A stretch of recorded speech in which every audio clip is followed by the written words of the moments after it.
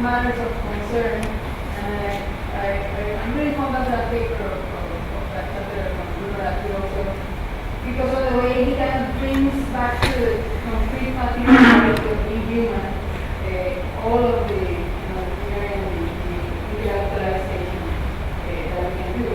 And there's something in what you're presenting that is about how you actually convert data into that kind of human storytelling, telling things that matter to us as people, not only to machines. And in a way, I think Steven is trying to bring that to it more concrete, like we making that data into a reality that we can create in a So perhaps just your thoughts about that kind of vision mind of data.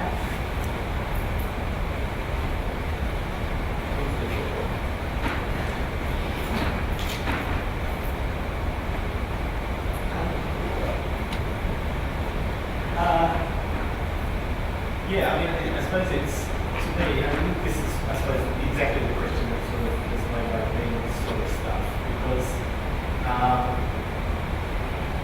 and this is coming, for me it's coming from a sort of totally different direction from the view that it's as a sort of, metadata nerd, and looking at what's happening in terms of the way data is being made available on the web, created, and as I said, sort of industrial scale production of data, not just by the movements of the Facebook but also all our cultural institutions who just want to get stuff out there, and creating that space where individuals have an opportunity to inject their own perspectives within that broader network of data, so that we're not, so our data is not just represented by what other people collect it as, but it's also about what we think, create, and observe, ways of getting that in beyond the structures that are prepackaged, like,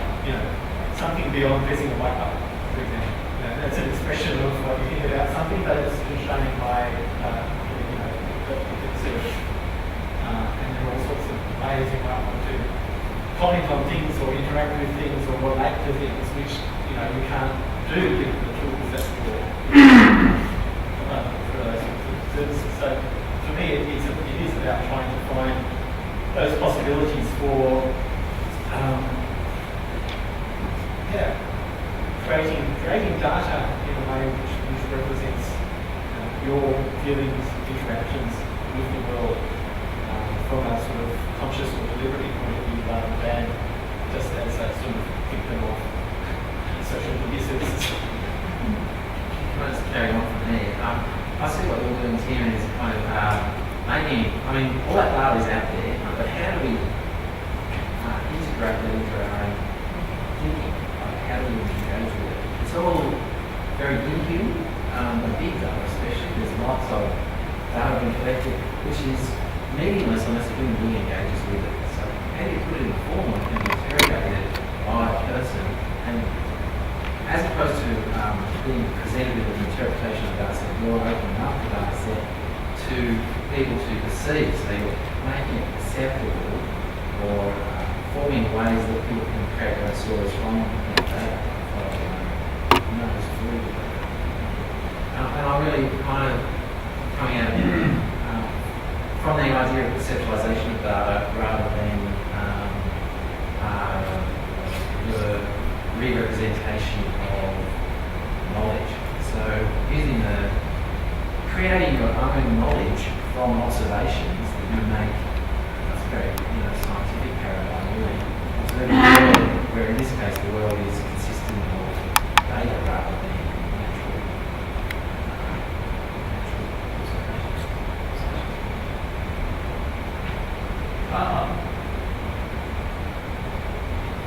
I guess what I've picked up and what I'm really interested in is looking both at the world and really intriguing, rethinking what cognitive practices.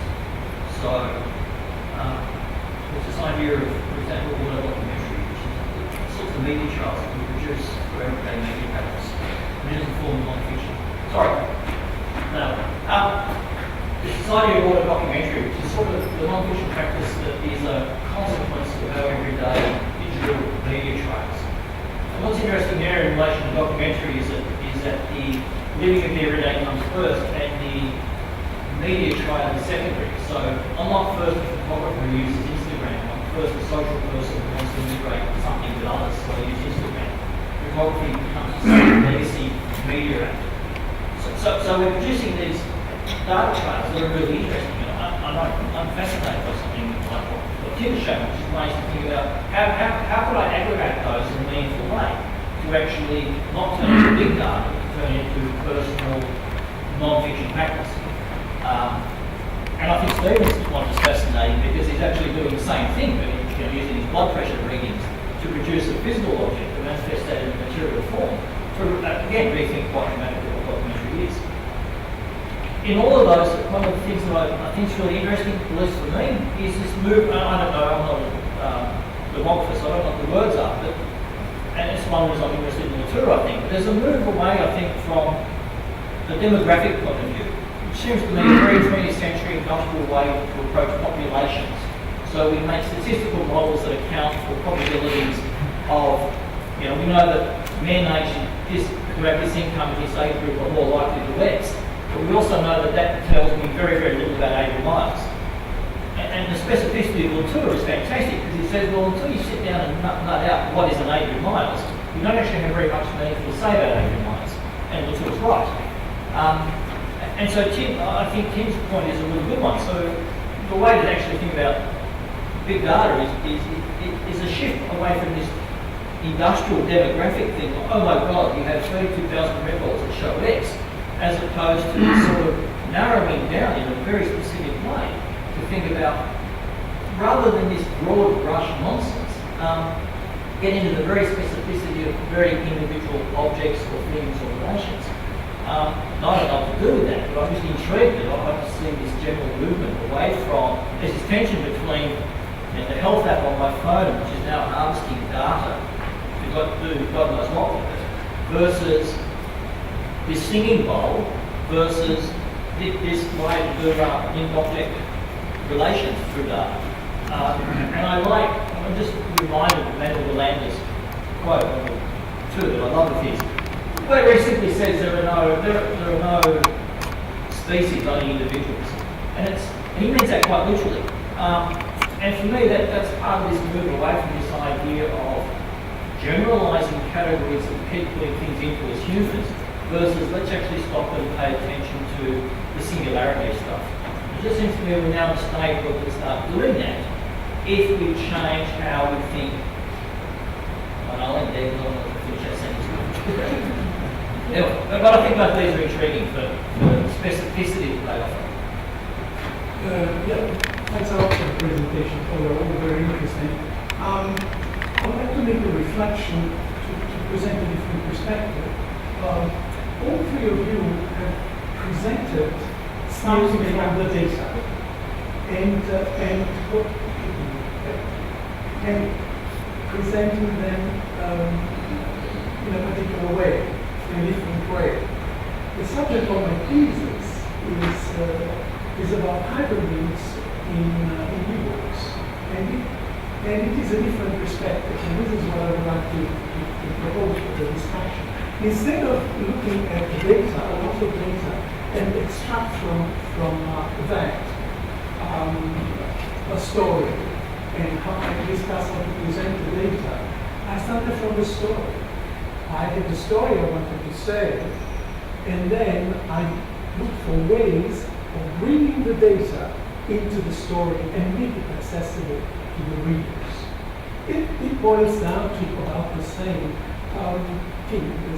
Tim's presentation, for example, has got a couple of things that are in common to what I did for my thesis over the past few years. So don't publish anything for the time being. But the perspective is different. In other words, you still give to the user, it's more a user than a reader in a sense, the possibility of exploring and non-linearly accessing the information that is there. But the data is a tool rather than a starting point. I suppose perhaps conceptually everybody works exactly as I do, because even if you look at data, you want to express a story. You cannot, the data without the story is just numbers. So perhaps implicitly, well, I find that my way of seeing things, my perspective, perhaps is more natural. You want to tell the story. And if you look at a particular set of data, it's because you are interested in the data and because you think that you can produce something further. It's not the data per se. So, I don't know, I'm just rambling on, so I stop here.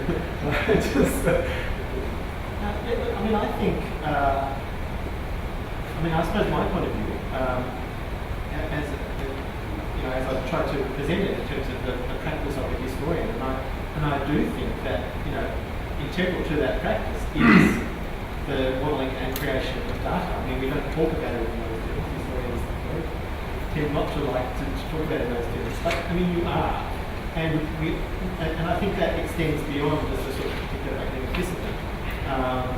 With my other hat on, I'm the manager of Trove at the National Library of Australia, where we have this huge collection of digitalised newspapers.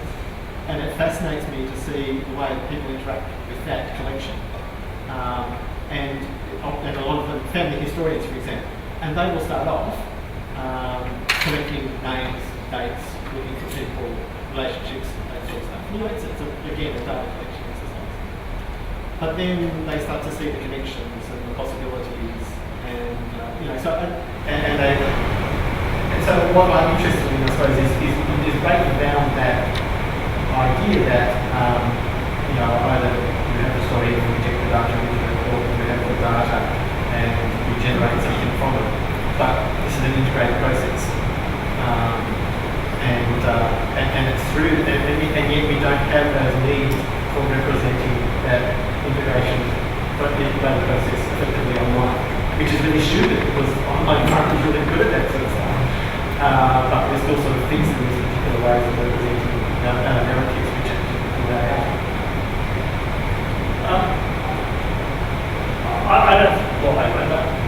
I see my approach data first.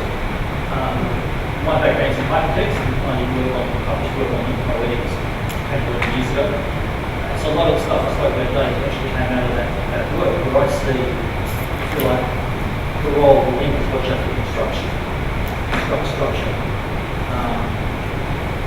And I think that's one of the, and that sort of underwrites a lot of how I think about this material. So I actually see most people coming here with content units that are already formed, then they try and work out basically a navigation around that.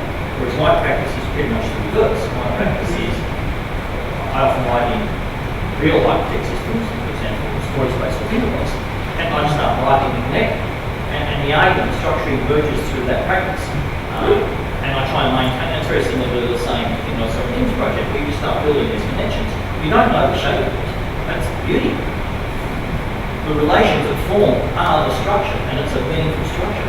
But it's not architectural in the sense that you map it beforehand. It must emerge out. It's also one advocate for a platform like Corsica. Because in Corsica, you make relations inside the platform. You don't know what they're going to look or feel like, and you can't. Well, it's a mistake in that medium to map them in advance. So, for me, it's not so much a data-driven thing as, if you like, putting the role of the link as a relational thing front and centre, letting that build the architecture for you, which is why I really like Tim's project, because it's too many of these projects, I think, come along and say, well here's the information architecture, let's drop in bits. And that's just, well, yeah, I just think that's the wrong one. Making it.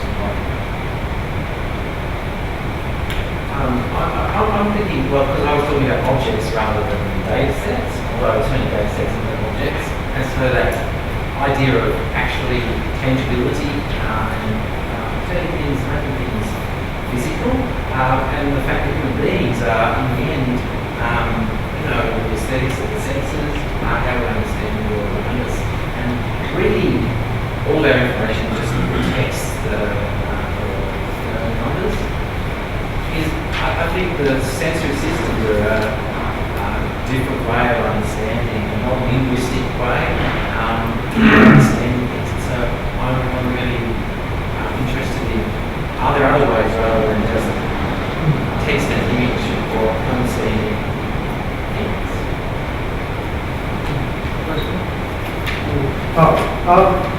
Yeah, Adrian, a couple of phrases jumped out when you spoke, and I was just wondering if you wouldn't mind riffing on them, perhaps.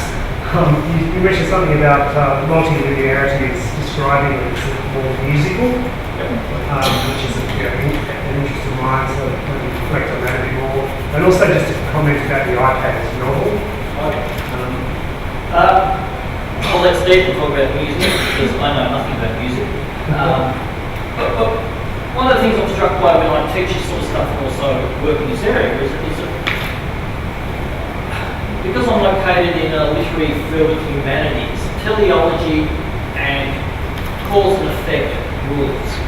And there's this deep anxiety of repetition, redundancy, of showing the same shot twice, or even the same sentence twice. And it's just stupid. Whereas in music does not have any of those hang-ups. Music is happy to repeat the same phrase. It has a chorus, and it's happy to repeat the same words 4 times in the same length of song. And no one says, you've already sung that bit. What are you doing? Move along. Whereas in a story, if you repeat the same paragraph, well, good luck. You know, as a student, sit back and wait for the repent, etc., etc. And yet for a recursive medium that actually embraces that, you need to do that. You need to return to the same phrase. So if I have a multilinear structure, then I know if I come back to the same moment again, its meaning will change the second time. That's part of the beauty of the culture of this medium. So the first time I come through, oh, they don't like each other because he's a prick. Come back the second time, no, they don't like each other because this has happened to her. Oh, wow, it's a lot more complicated than I realised. What's going to happen? I'll come back the third time and I'll see these other things. It's the same sequence each time, but its meaning fundamentally changes because of what's happened in. Now, I've got to come back to that same moment. And when I come back to the same moment and its meaning has changed, I now know I'm in a multilinear work. I also now know my choices make a difference. Whereas if it's just a branching tree, my choices are trivial and meaningless. They don't affect the shape of the work, and they don't affect what the fragments now mean. So that's the music. Okay. What's that one? Oh, the novel.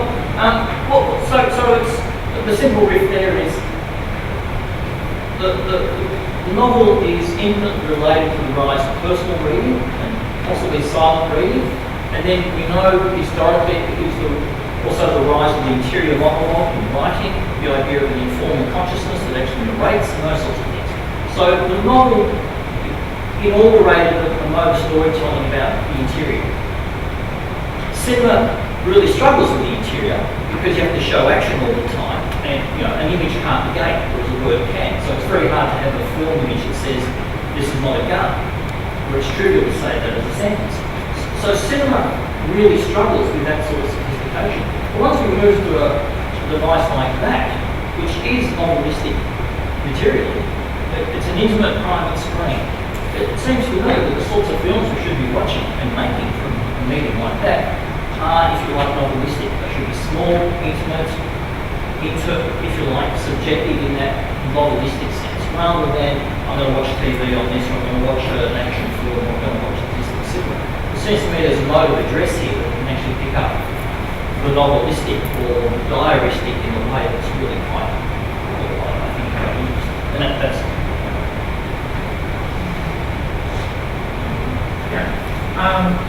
I'm just wondering about talking about the data sets. Have you, there's a software package that I use that collates all my Twitter feeds, my LinkedIn feeds, my RSS feeds, and puts it into the newspaper feed. So it does that every day, and I'm able to then scroll through that to see what interesting articles that I would want to read from those feeds that collate on my iPad or on my mobile phone. Now that's obviously something that I've actually curated myself by linking into websites, blogs, etc. That I've put together that I then use through that software package. Now that's a cross between an institutional and also audience-driven medium, where obviously institutions created the RSS feed to then promote a particular article relating to the subject matter that I'm interested in, and then from an audience perspective, from my interests in the subject matter that I'm interested in, and then bringing that together in one curated central access point. So my question to you in regards to data, the development of data, from how do you see something like that from an institution that creates content that you want to get audiences to access, and how you then see curatorship of audiences in accessing that data? I hope that's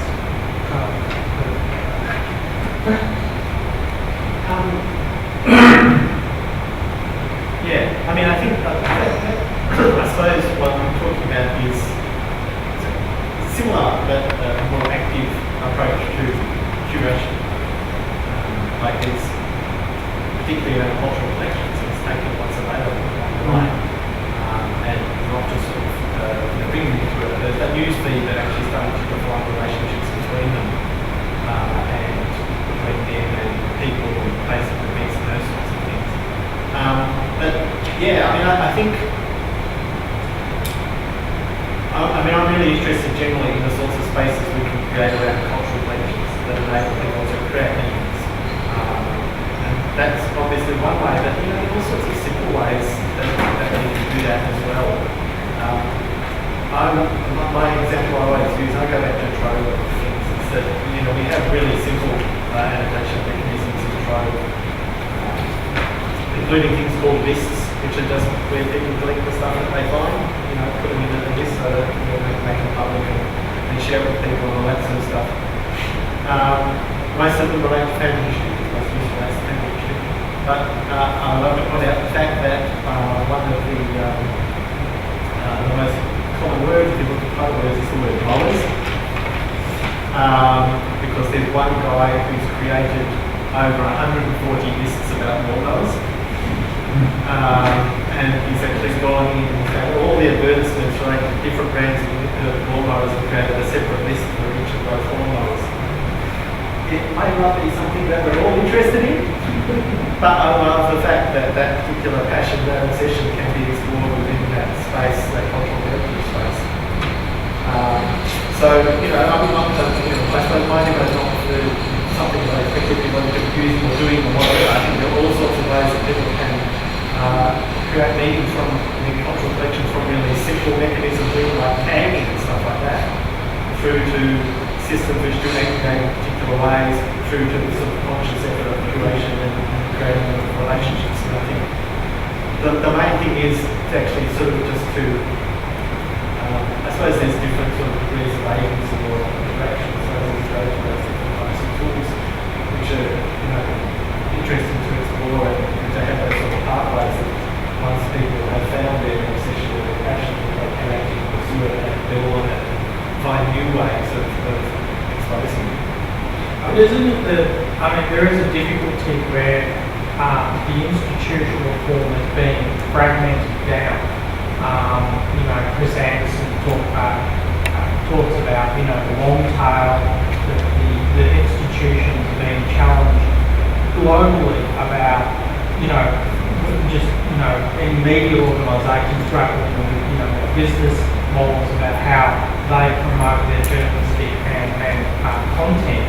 How do you make the content easily accessible in the context of somebody like myself who has very specific curatorial definitions from an institutional perspective? Trove is actually a fantastic resource, but it's actually 3 years out of date. That's the difficulty is that you have information that becomes present now, which should probably be integrated into the beauty of what what Trove provides, but you have an institutional framework that just can't cope with it. So I'm just wondering how you see from a data perspective.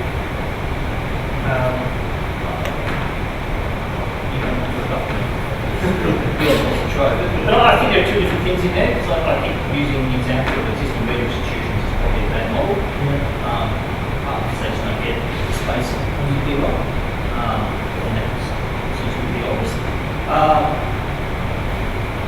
I think one way to think about that is the more porous and granular and the more facets you can expose to the material, the easier it is for people to find things that they may be seeking and the things they may not be seeking.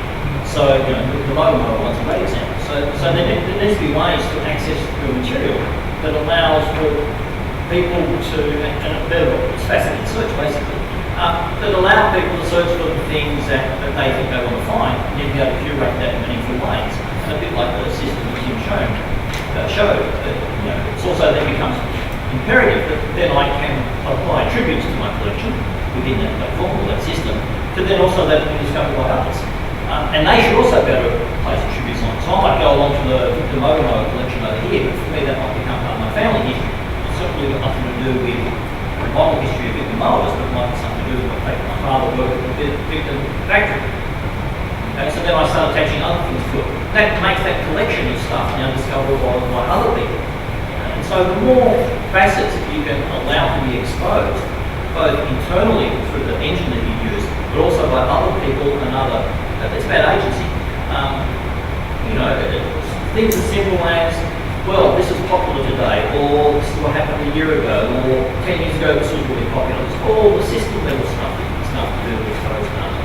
So the more ways you can expose different sorts of facets, the easier it is to find things in that circle. But yeah, so that's why the Lego brick thing that I use is important, because there's this weird inverse law that which is also why paragraphs matter. They become objects in pinpoint. The smaller you make the units, the more granular they become, the easier it is to find the parts and also the new relations. So that when you leave things really big, it's really hard to then take that big thing and join it up to some other big thing. Because how do I describe this whole newspaper article, this whole story in Tim system, which is actually about 14 paragraphs long? How do I attribute and describe those 14 paragraphs? But if I break it down into smaller bits, each bit can also have its own attributes attached to it. And all of a sudden it's much easier to find and build that sort of stuff. So they're the principles. In acting you often run into institutional barriers. So some institutions just think, no, it's a whole object or none at all. That's one recent video is built in this funny sort of Web 1 phase. Everyone seems to think video is a whole object. It's all or nothing. So I just find so. But that's one answer. Not another. Well, it's kind of just on granularity and personalisation. So the thing that's being enabled and it's inverting or paradigm shift in documentary is that it used to be a top-down produced directive object of video, which is still paradigm. And the story was already pre-formulated and you collected together material to tell the story in a monolithic form that couldn't actually really see it, obviously, that. And so then you have the capability for you to actually create your own documentary for your own personal experience. It's not for anybody else at all. It's just you and the knower, and that's your documentary experience that you create for yourself. It doesn't happen for anybody else at all. That's driven by your own internal curiosity and motivations.